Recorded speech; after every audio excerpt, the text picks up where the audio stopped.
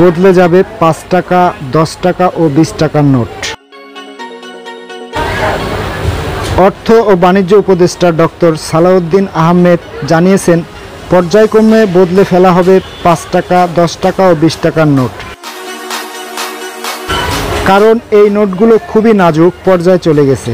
তিনি জনসাধারণকে যত্নের সঙ্গে মুদ্রণ ব্যবহারের পরামর্শ দিয়েছেন।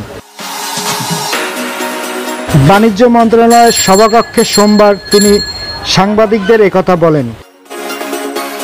উপদেষ্টা জানান, এ মাসের শেষে বা আগামী মাসে চলতি ২০২৪-২৫ অর্থবছরের বাজেট পুনর্বিবেচনার জন্য বৈঠক হতে পারে।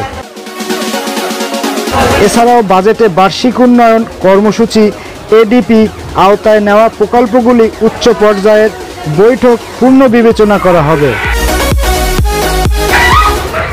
আজ রপ্তানি উন্নয়ন ব্যুরো এবিপি কর্মকর্তাদের সঙ্গে বৈঠক করেন উপদেষ্টা।